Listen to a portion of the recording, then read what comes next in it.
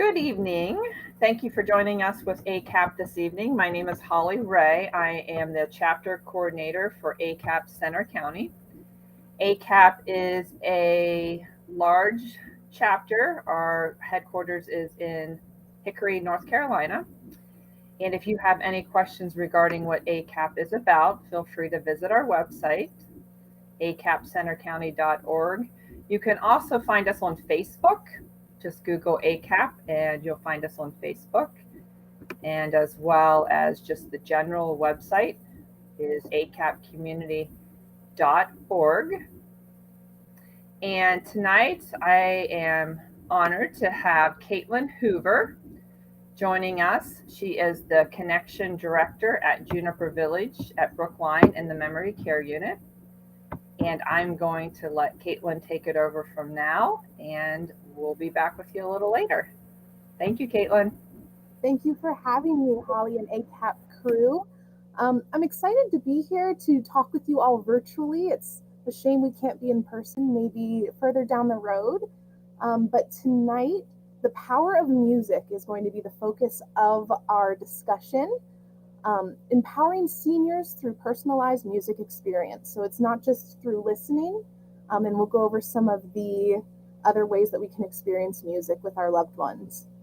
And I just want to do a little housekeeping. If you have any questions throughout the presentation, there's a text box on your screen, so feel free to just shoot those questions in there, and we'll answer them all at the end.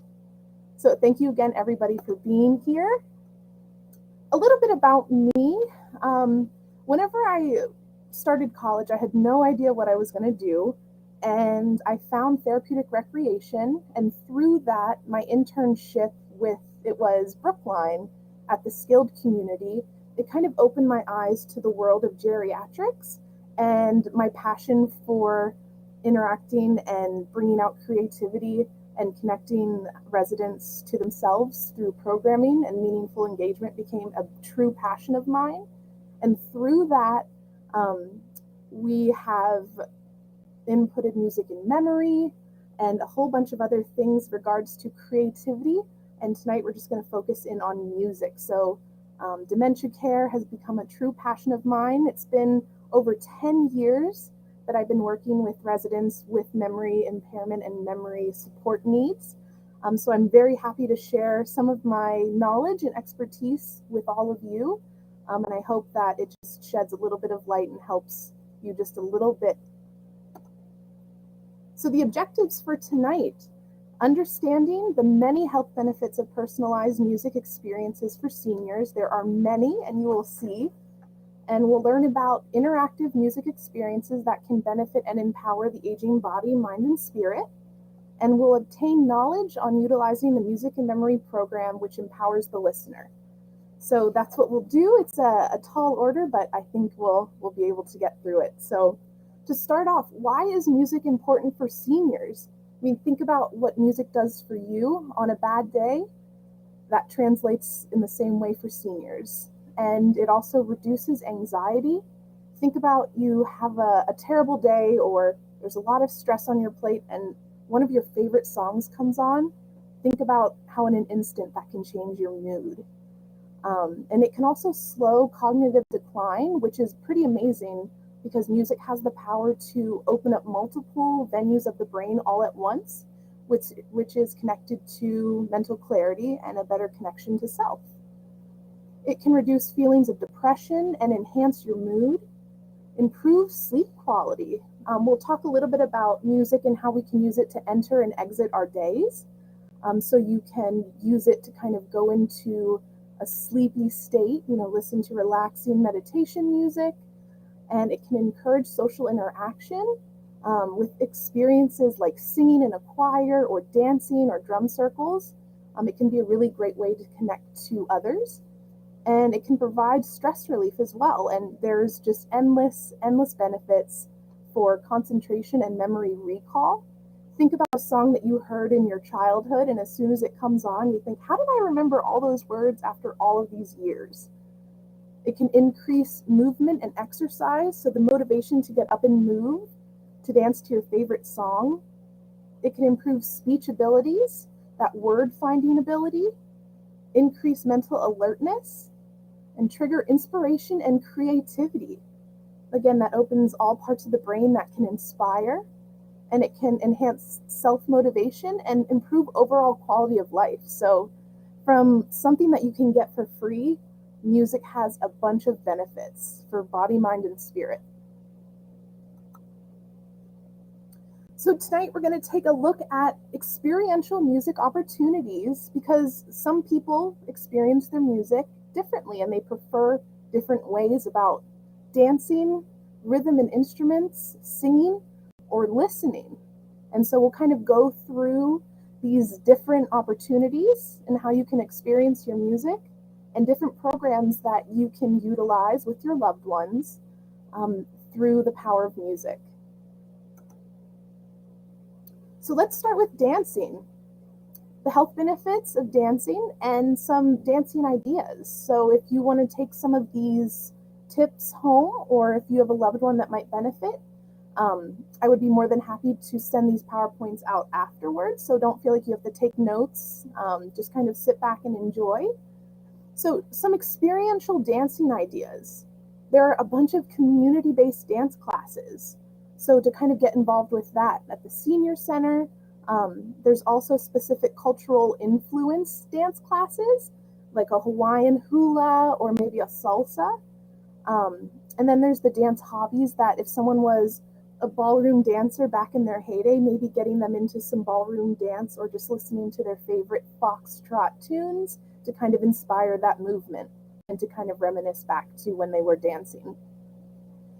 Just dancing at home, turn on the radio and just get up and move.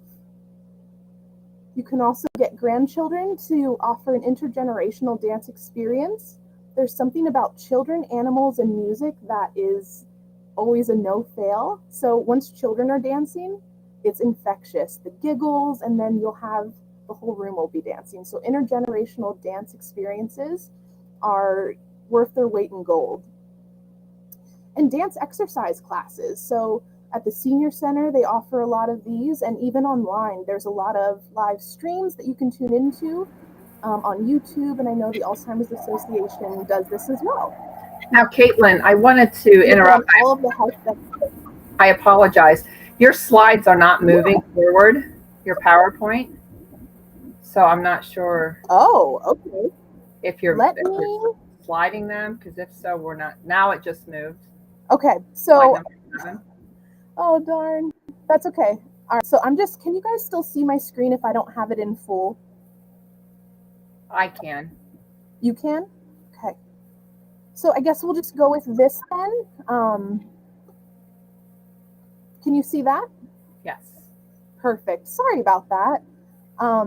Do you feel like it's worth going back to look at the previous slides, or maybe I'll just send the slides out afterwards? That would be great. And whoever wants the slides, will make sure they get them. Perfect. So this is just what the dance experience slide looked like. Some experience ideas, which I spoke of, and then there's many health benefits with dancing in itself. It improves mental and physical health. With the physical health, it's a kind of a sneaky way to get exercise into seniors playing their favorite songs. It's almost like they wouldn't be able to help but move a little bit. So it does inspire physical motion. It increases balance and core strength. So if you're dancing, you're moving, you're keeping those muscles going and improving and maintaining strength.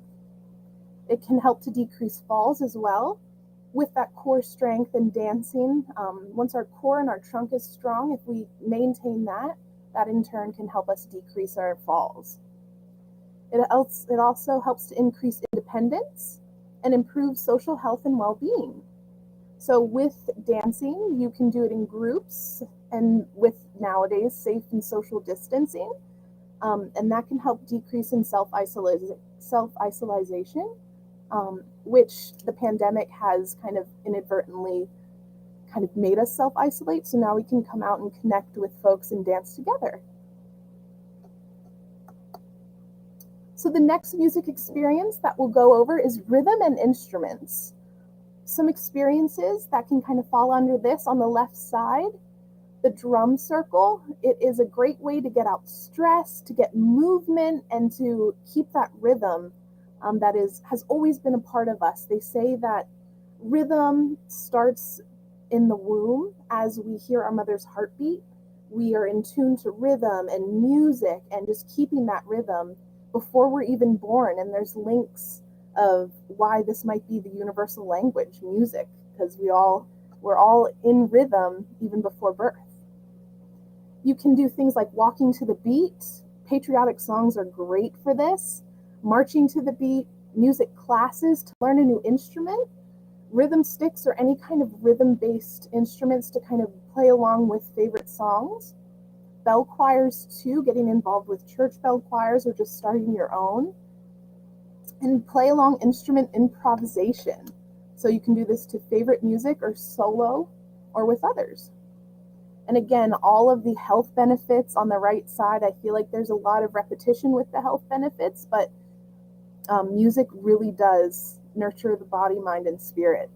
And something kind of interesting about boosting the immune system to kind of keep our bodies healthy and strong, and it helps to increase our energy and control chronic pain. If we're moving those joints and they're not sedentary, we're kind of putting oil on our joints, so to speak, as we move and dance and do our rhythm experience.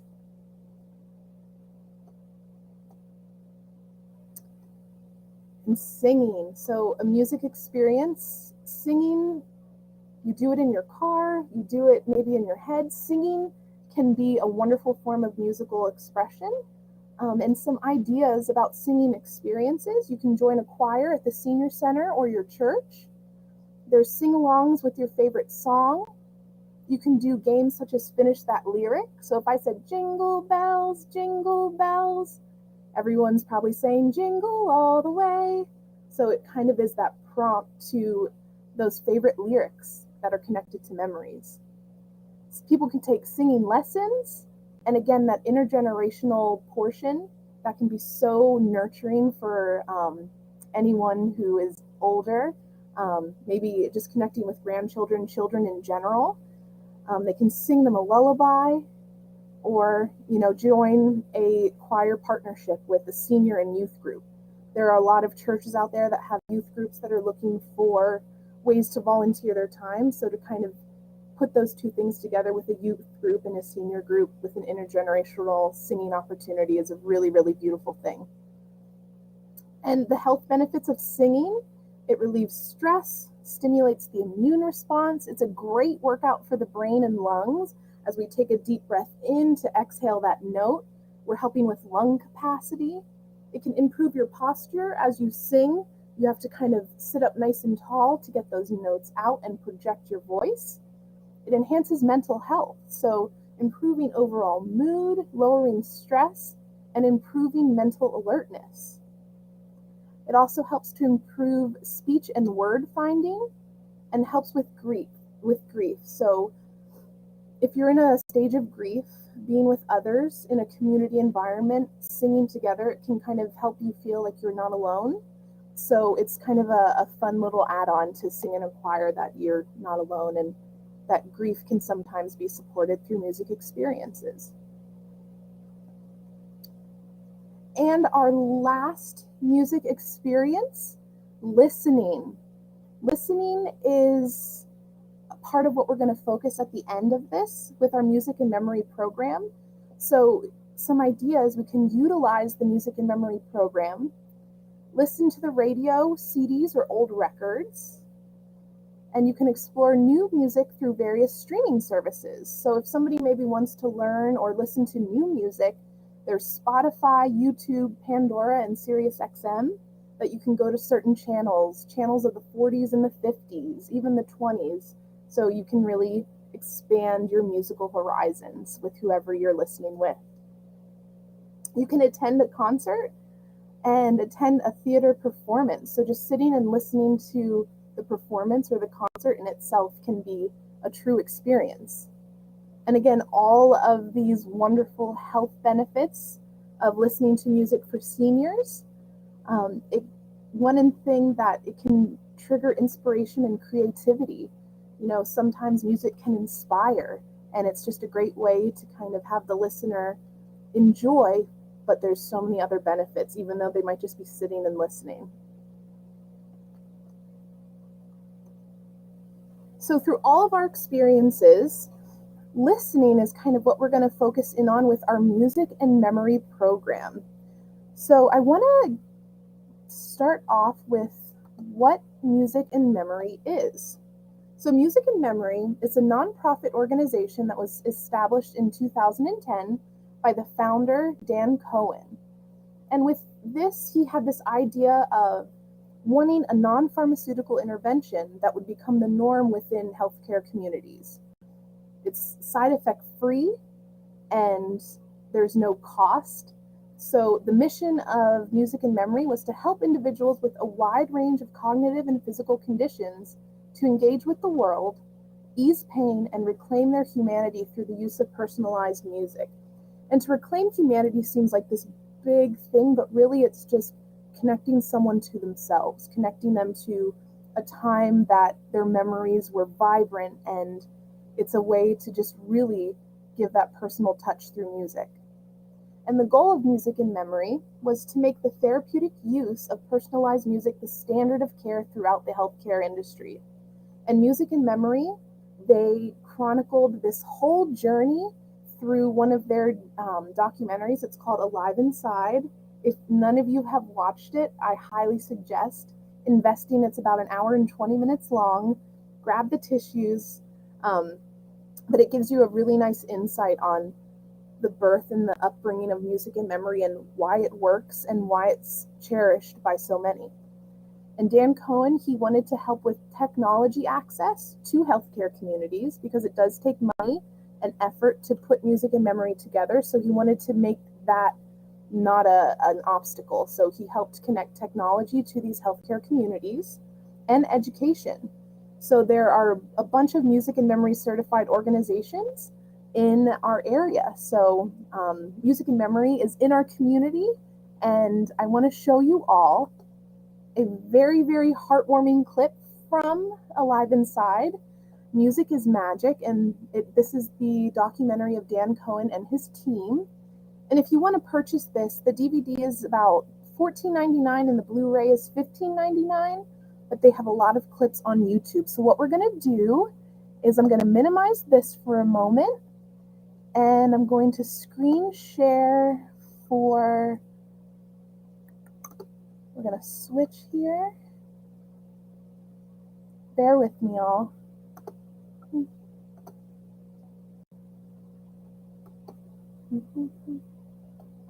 All right. So,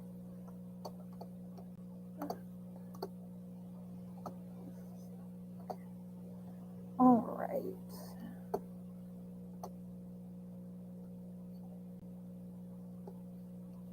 I'm just going to keep it small so you guys can see. So here it is, the clip of Alive Inside, to kind of show you the power of music, and specifically Music and Memory. I have one resident that Billy went to eye, she didn't respond. As much as I tried, I did it for 2 years. No matter what I tried, massage wouldn't work, nothing worked. But when we got introduced to the iPods, and the family told me the things that she liked, it was amazing once we put the iPod on her. She started shaking her feet. She started moving her head. Her son was just amazed. Okay, can we stop? Because now I'm getting all I'm seeing her all over again.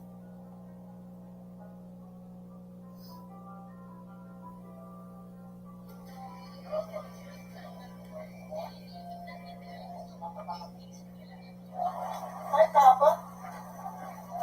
Hi, Papa. Huh? How you doing? All right. Fine. Who am I?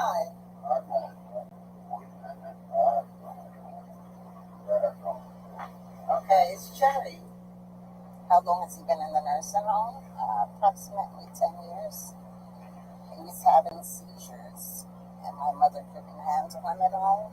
Of course, it affected me greatly because he was always, fun-loving, singing, every occasion he would come out with a song, no matter where he was. I remember as a child, he used to walk us down the street, me and my brother, and he would stop and do singing in the rain. He would have us jumping and swinging around poles.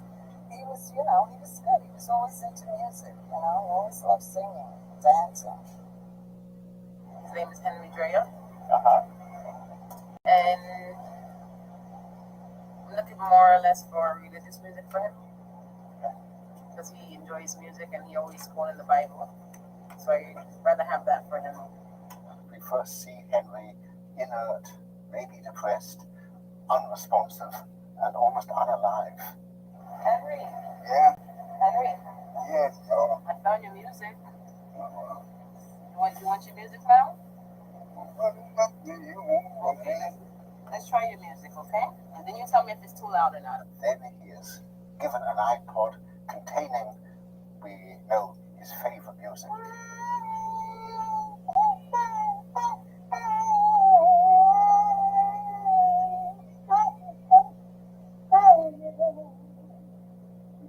And immediately he lights up.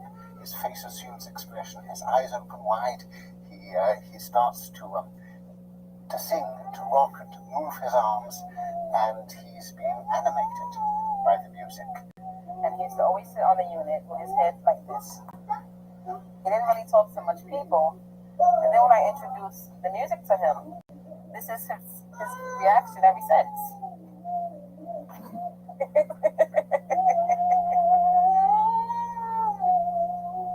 The philosopher Kant once called music the quickening art, and Henry is being quickened. He's being brought to life. Yeah. I'm going to take the music for 1 second, okay? Just to ask you a few questions.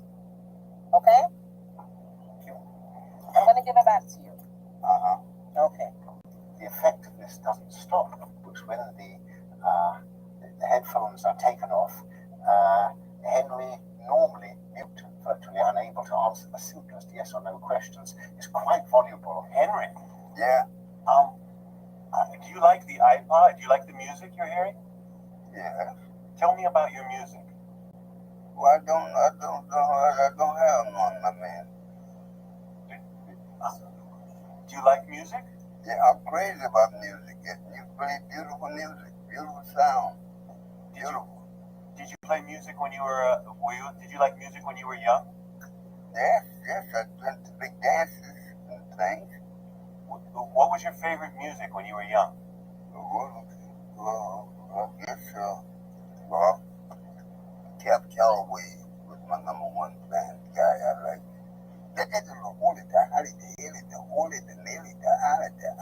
What's your favorite Cab Calloway song? Oh, I'll be on there for Christmas. Oh, you can come blind on me with plenty of snow near the toe. Present wrapped around your tree. Ow. So in some sense, Henry is restored to himself. He has remembered who he is, and he's reacquired his identity for a while through the power of music. What does music do to you? Give me the feeling of love, romance. Because right now the world needs to come into music, singing. You got beautiful music here. Beautiful, lovely. And I feel the vein of love, dream. Lord came to me, made me holy. I'm a holy man. So he gave me this sound. Now they say, I meet you. Woman say, Rosalie, won't you love me? Rosalie, won't you be sweet, kind? This beautiful new technology. You can have all the music which is significant for you, something as big as a matchbox or whatever. And I think this may be very, very important in helping to animate and organize and bring a sense of identity back to people who are out of it. Otherwise, music will bring them back into it, into their own personality, their own memories, their own autobiographies.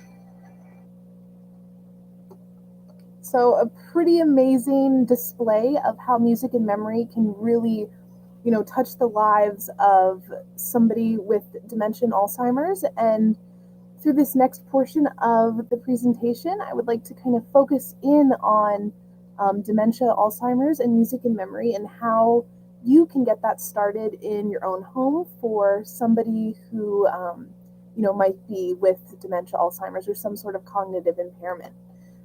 So let me get back to sharing the PowerPoint screen.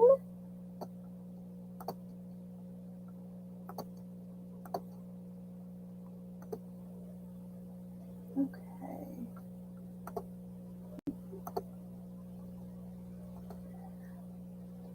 All right.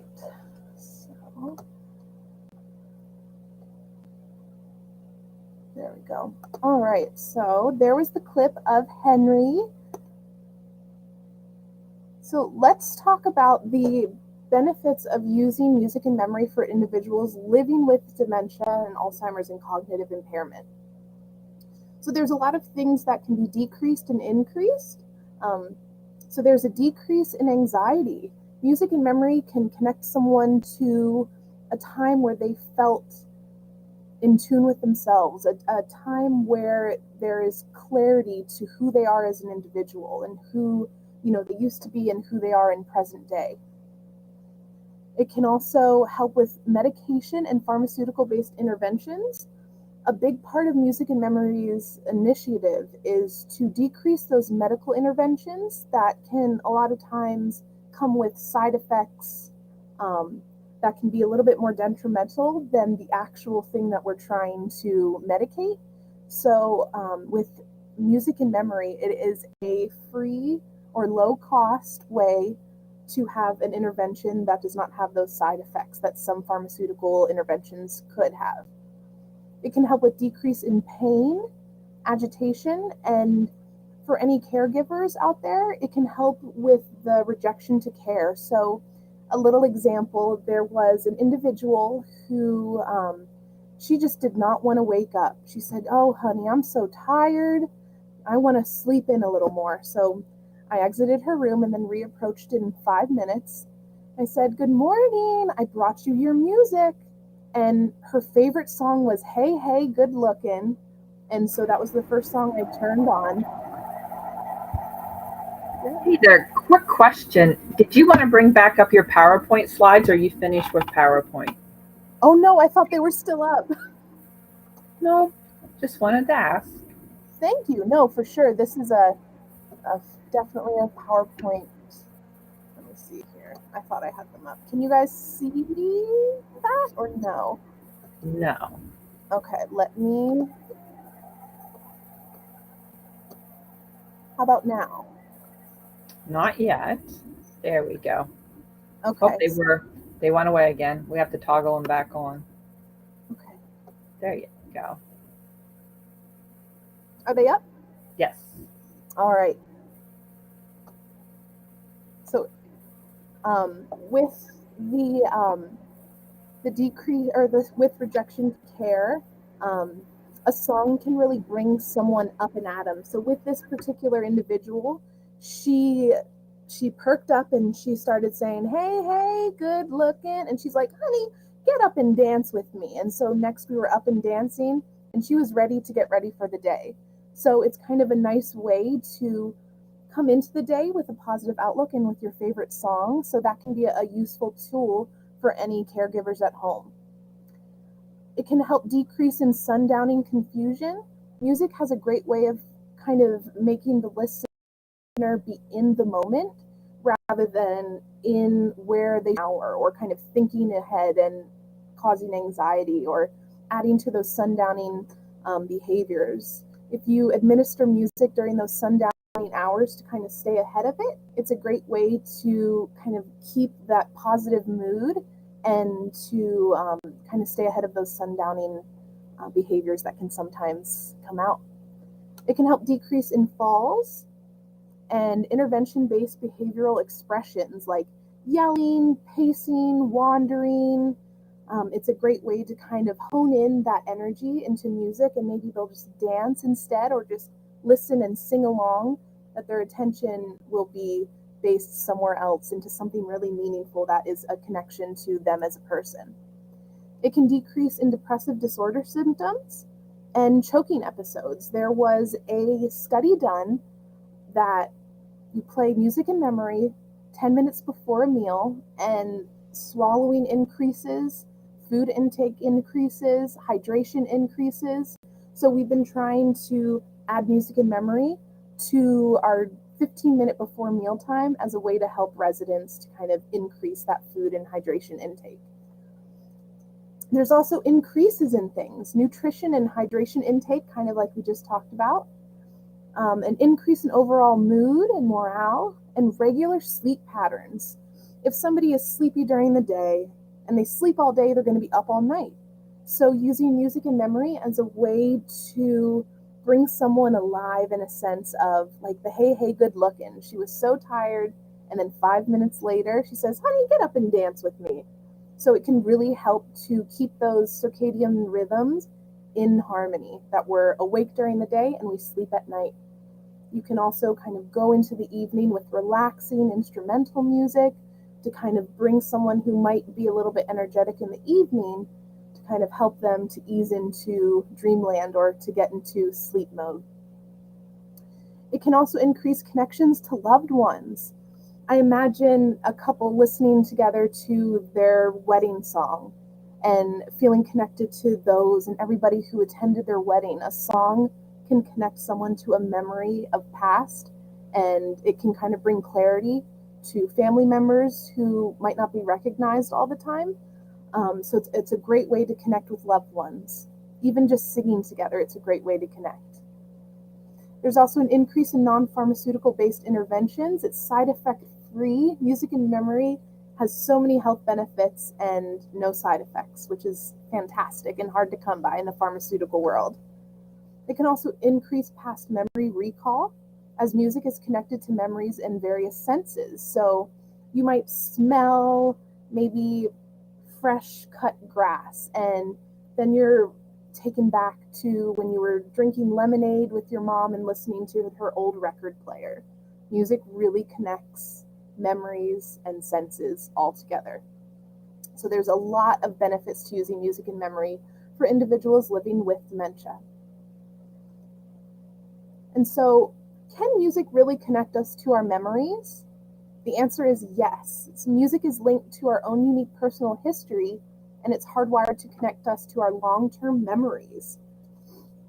So again, that is, going back to music being a part of us in the womb, and now as people grow, rhythm is, and music is this universal language that connects us to who we were and who we are, and it's a great inspiration for even people without dementia and Alzheimer's.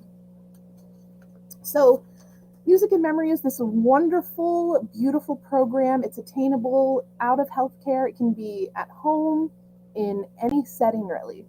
So what supplies are you guys going to need to get started? So these are kind of the next steps to utilizing the music in memory program and how to create a playlist for your loved one. So, and I've kind of kept these bare bones, the tech that you'll need.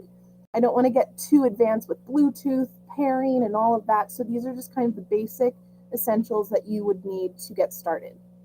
You'll need some sort of computer or PC, maybe a laptop or tablet, just a place that you can store the music on. So you can use Windows Media Player or Apple iTunes as a way to organize your music and playlists. But there are plenty of other music libraries out there. Those are just, I think, the easiest ones to use. So that's why they're here. So just for ease of the user's list, or for the listener, this is what we're gonna need. So a computer, a laptop, or a tablet. As far as the technology goes, you'll need a portable music MP3 player. Now, there's a whole bunch of these on the market now, and I've done some research in kind of the prices and what you're going to be wanting to look for, some pros and cons of each. So there's pictures on the bottom of the screen, and it goes from far left to right. So the shuffles, the little square colored items on the far left, those are the iPod Shuffles, the 2nd through 4th generation. They actually don't make these anymore. So if you're looking for these to utilize for music and memory, I would highly suggest maybe straying away. Since Apple doesn't make these anymore, the prices are jacked up. $100 for one of these things when they used to be like $20. I wouldn't suggest using the Shuffle, but if you can find them on Amazon Marketplace or something like that, sometimes you can find them for like $20 from a seller who doesn't mark up the price.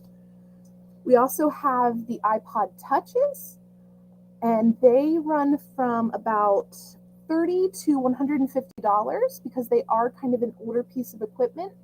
A lot of places, I know Penn State has the Trash for Treasure, and a lot of these electronic devices, the old ones, get just left behind. So Trash for Treasure is sometimes a great place to go look for technology that people have discarded, older technology that's not up to date. And you can also find these on Amazon as well.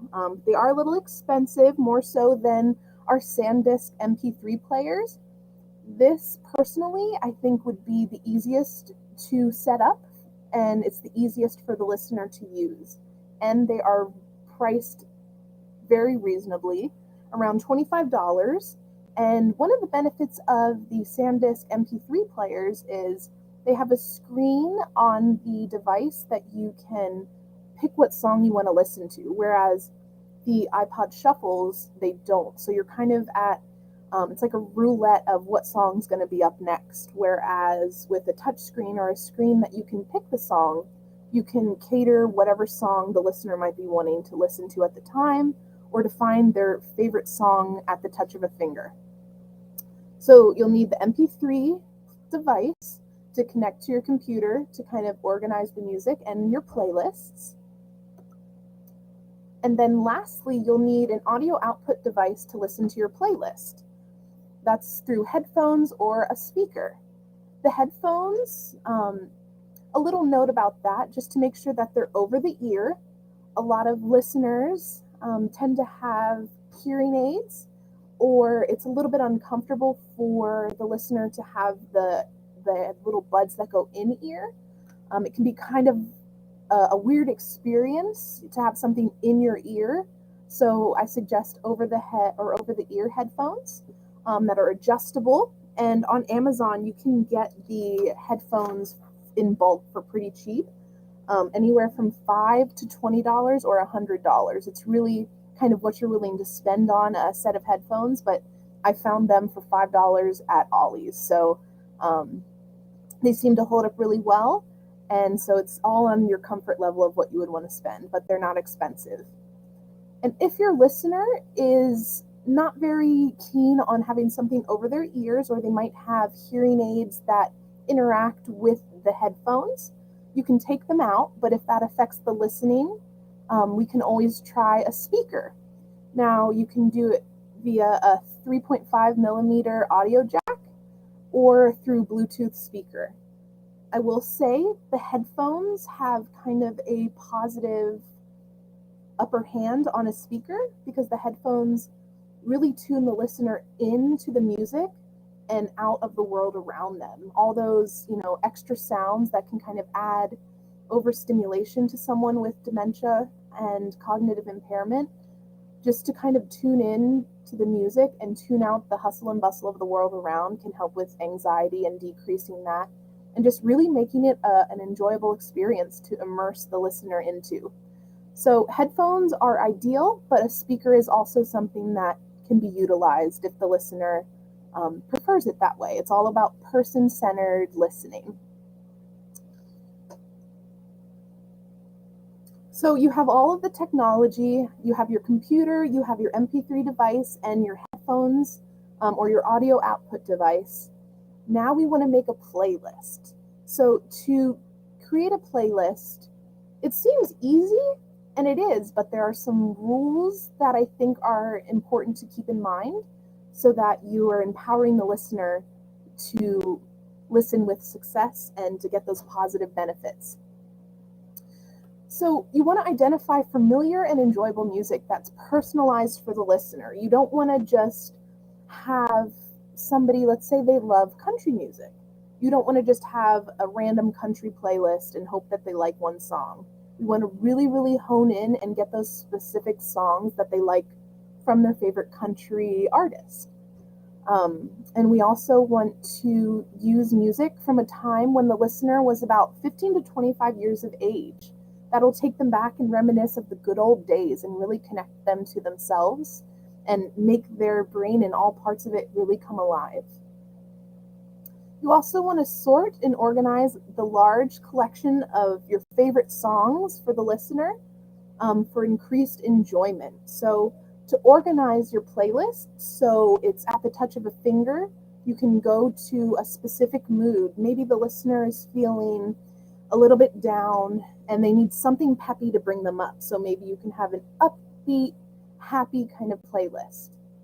Or maybe with the tempo, somebody's feeling overstimulated and they're pacing and there's a lot of repetition and they need to kind of come down. We want to look at the tempo of playlists. Maybe we have faster tempoed music for the morning and a slower tempoed playlist for the evening. So to kind of pay attention to the tempo of your music and the playlist. Also really hone in on the favorite genres, and then you can get to the favorite artists, and then really hone in and get specific on favorite songs. So if the listener can't voice their favorite songs, you can always kind of play their favorite genres or play a favorite artist, and then look at the nonverbals. Or if they say, hey, I like that song, just kind of make note as you're building that playlist with the listener. You also want to talk about decades and kind of reminisce through their favorite decades of music. Or specifically, if somebody was connected to an instrument, for example, we have an individual who she played piano music all her life. And so she wants to be inspired with listening to other piano artists. And so piano music is her favorite. So if somebody maybe played the church organ, you can play some church organ music. Or if they were in a big band and played the trumpet, they might like big band and jazz. So to really get to know who the listener is, what they like to listen to, and to really get specific with the favorite music, that's where you're really going to have success with music and memory. And music can really cultivate a mood, upbeat versus tranquil, and on the time of day. Again, coming into the day with something a little bit more upbeat and positive and happy, and then exiting the day with something a little bit more tranquil and soft and calm. Some more tips for personalizing music. You don't want to stray away from using music in memory for listeners who can't voice their music preferences. Somebody who's nonverbal or somebody who's at end of life on hospice.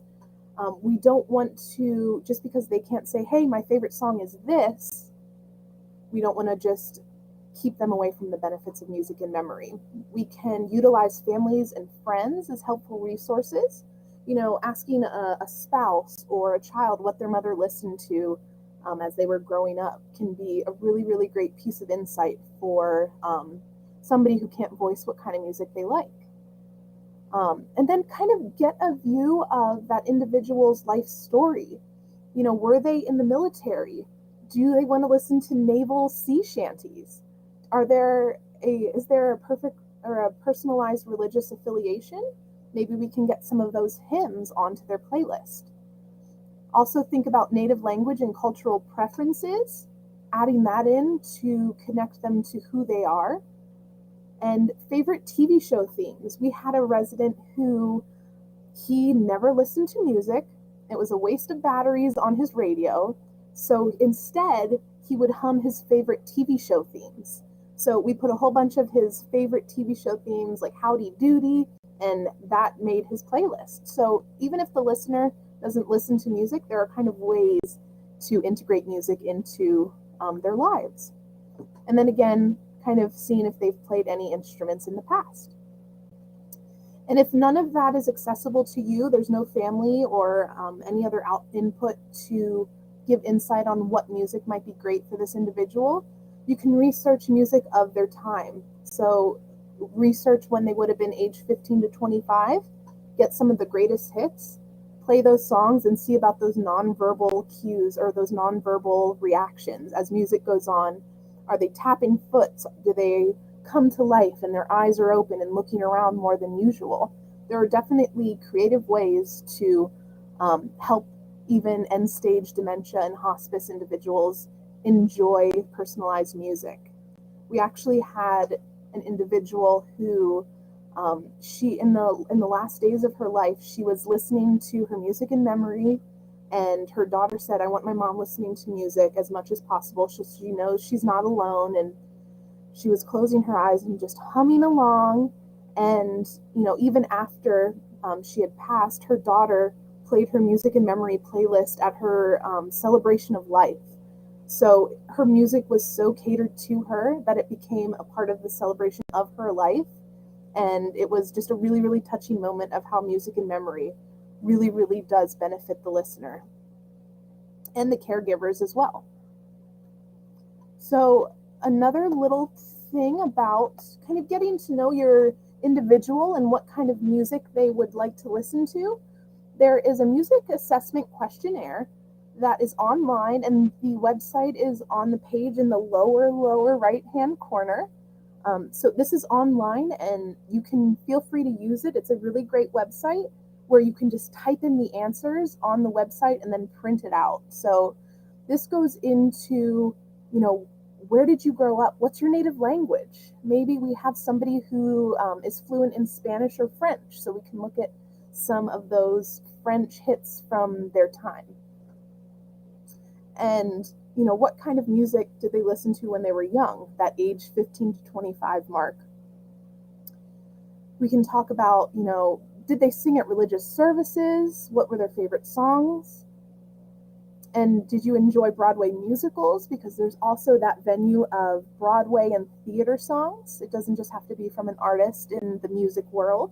We can kind of take those TV shows and movies as well. So asking the listener what their favorite TV show was, what their favorite movies are, what their favorite Broadway shows could be. And then we can ask what kind of concerts they attended when they were younger.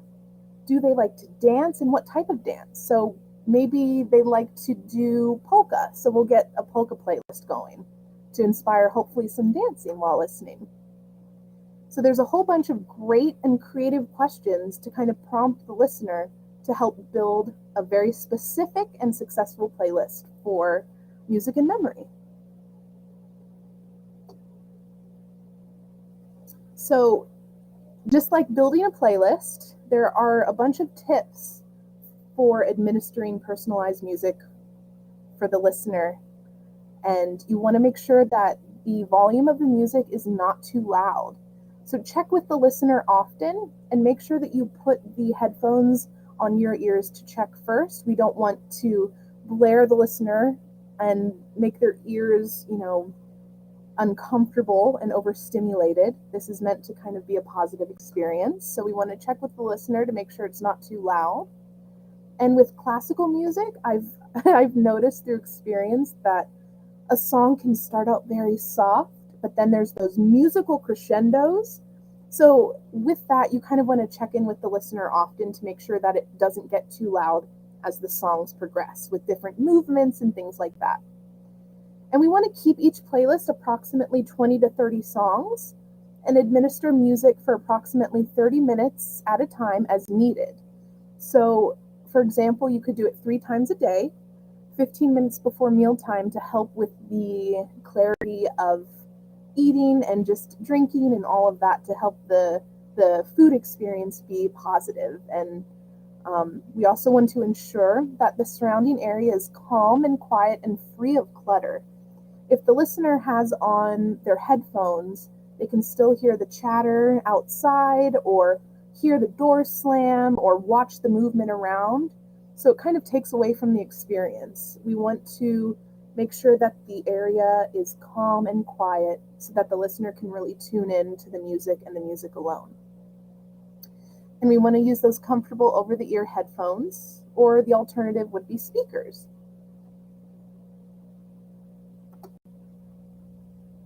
Some more tips: you can add aromatherapy to the experience. So Maybe we're listening to Hawaiian hula music and we have cedarwood and sandalwood with coconut essential oils diffusing, and that can really create an experience that could transcend the listener back to maybe their favorite vacation back in Hawaii.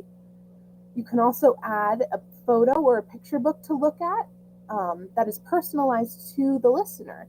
So as they're listening to music and looking through old photos, reminiscing and connecting to themselves and who they love and all the people around them, just by looking through that photo book, that can be a great little addition to music and memory. Also use strategic administration of this music and memory program when possible. You want to be preventative and proactive. So with music and memory, it can a lot of times be utilized as a way to decrease anxiety and to help the listener to find harmony within their emotions.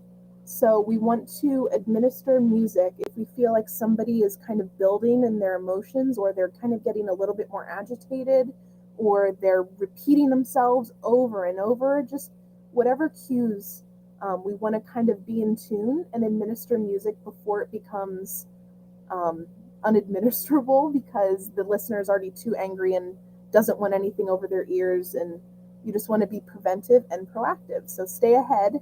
Do this before meals or appointments or during the sundowning hours. So administering music around 4 o'clock right before dinner, it works great because that's about where the sundowning can begin, sometimes even a little bit earlier.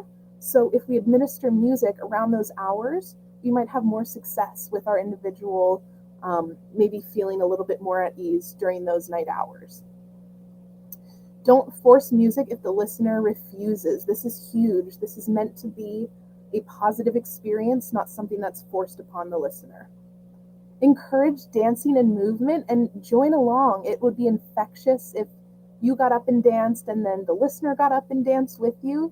It's a form of creative expression, and it connects the body, mind, and spirit. So definitely encourage movement, dancing, aromatherapy, looking through photos as the listener is listening. It's a great way to kind of bring more benefits to the experience. Additional tips. These are things that you should really avoid. With music and memory, there are a lot of things that could kind of make or break the experience. And these are some things that over the years I've found can kind of take away from the magic of music.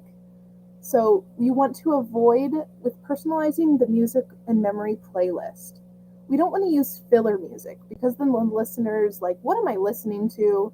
Waiting for a song that they actually like. If there's too many songs that they don't know or feel connected to, the listener can be completely done. They'll take off the headphones and it won't be a positive experience. So don't use filler music. Really get specific with the songs of the listener's liking. Do not use genre only to create a playlist. Use that as a way to kind of gauge and get closer to those specific songs.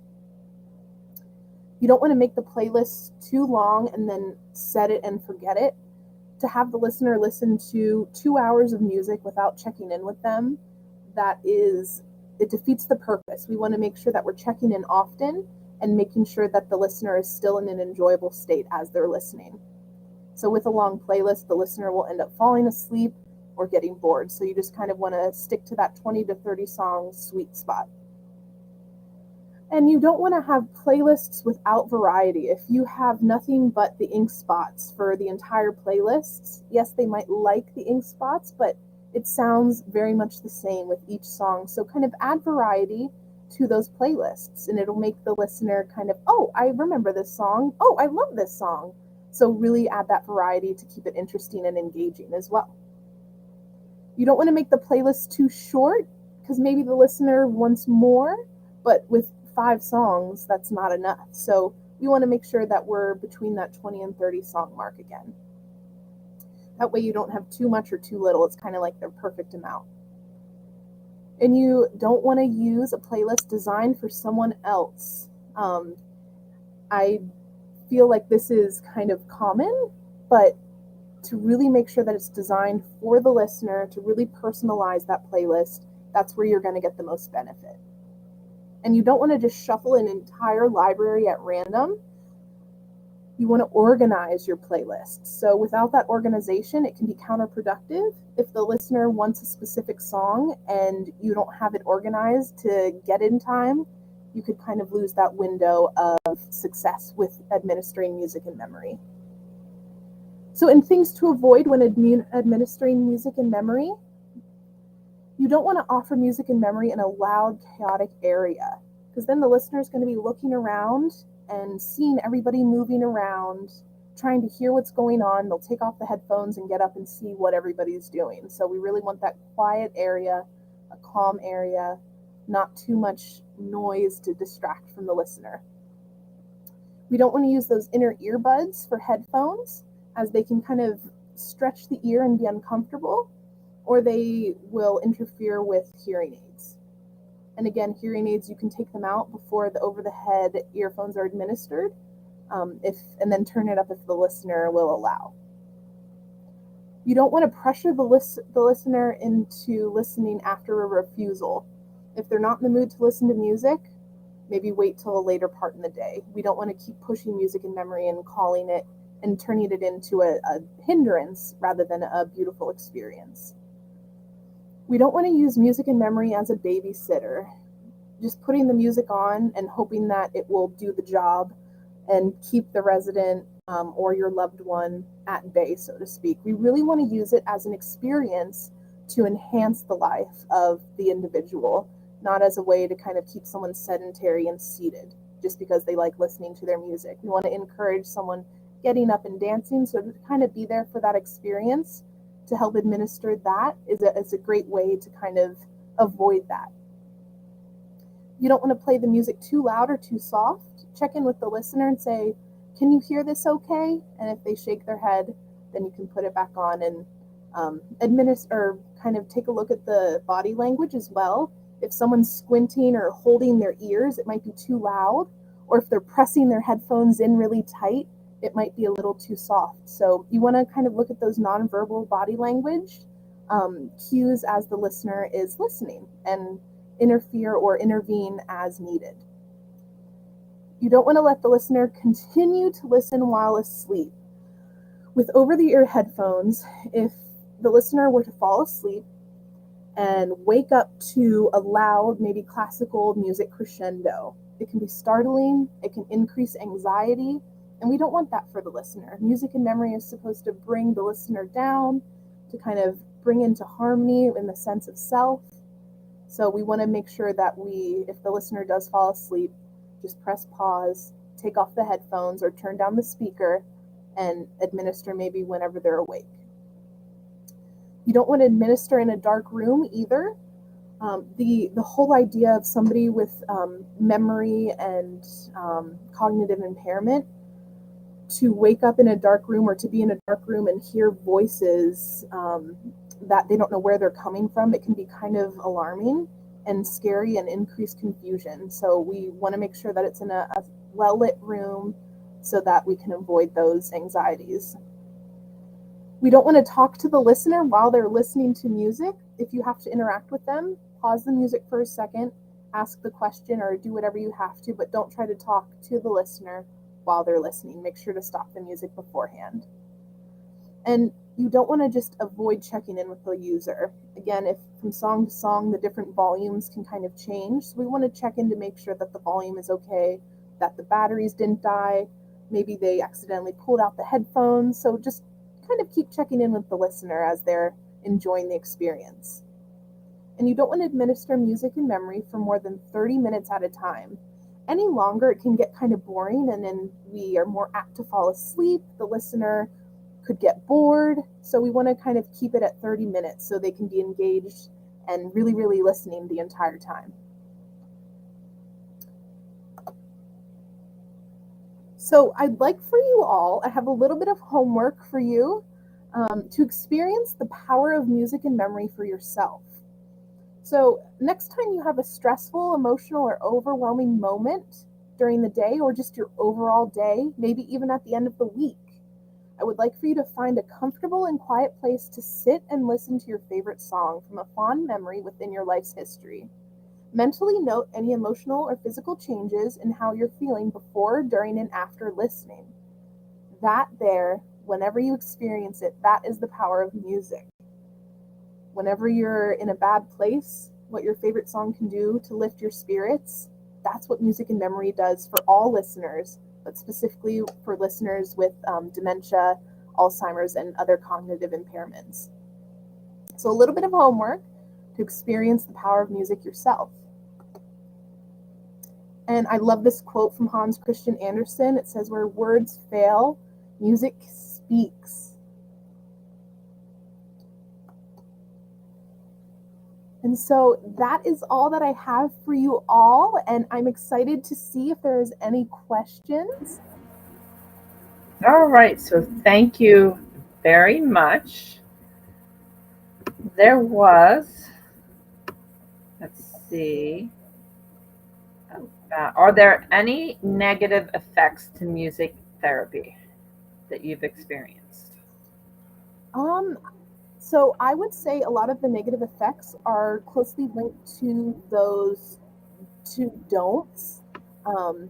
Administering music in a loud place, administering it in a place with chaos, forcing the listener to listen if they are more apt to want to get up and walk, or with music therapy, maybe the venue of which the listener wants to experience music.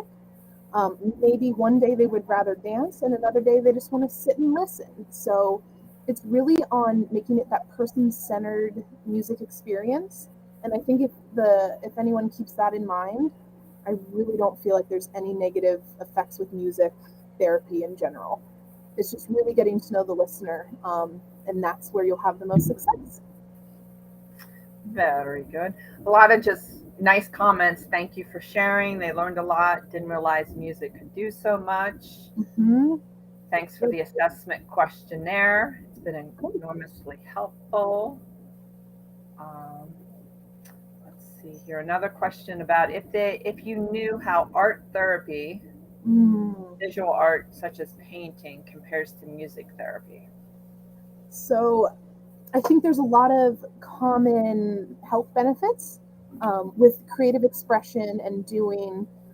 With art, there's a lot of movement with the drawing, and so there's a lot of parallel positives.